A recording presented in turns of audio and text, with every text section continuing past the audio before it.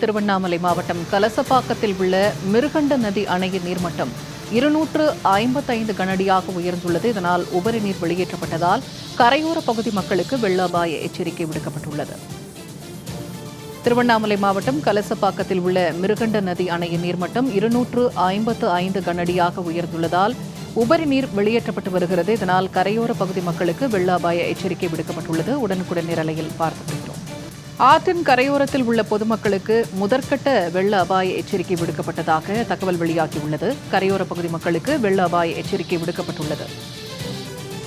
காந்தபாளையம், நல்லான் பிள்ளை பெற்றால், கங்காலமாதேவி பொதுமக்களுக்கு வெள்ள அபாய எச்சரிக்கை விடுக்கப்பட்டதாக தகவல் வெளியாகியுள்ளது. மிருகண்ட நதி உபரிநீர் வெளியேற்றப்படுவதால் கரையோர பகுதி மக்களுக்கு வெள்ள அபாய எச்சரிக்கை விடுக்கப்பட்டுள்ளது. திருவண்ணாமலையில் அது தொடர்பான செய்தியை உடனுக்குடன் நிரலையில் தற்போது நாம் பார்த்து வருகிறோம்.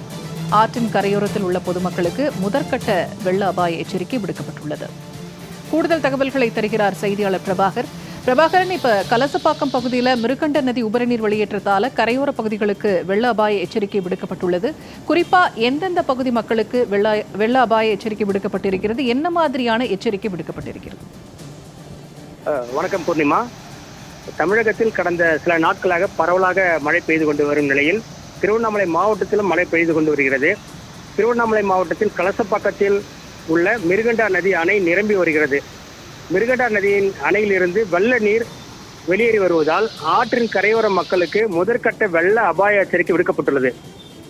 மிருகண்டா நதி அணையின் நீர்மட்டம் தற்பொழுது வினாடிக்கு 255 கன அடியாக உயர்ந்து வருவதால் முன்னெச்சரிக்கை நடவடிக்கையாக உபரி நீரை வெளியேற்றி வருகின்றனர்.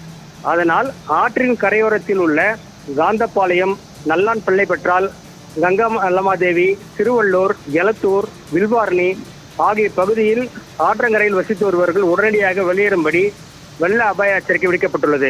அதனால் ஆற்றங்கரையோரத்தில் உள்ள மக்கள் பாதுகாப்பான இடங்களுக்கு செல்லுமாறு எச்சரிக்கை விடுக்கப்பட்டுள்ளது. பூர்ணிமா, தகவல்களை பகிர்ந்து கொண்டமைக்கு நன்றி பிரபாகரன்.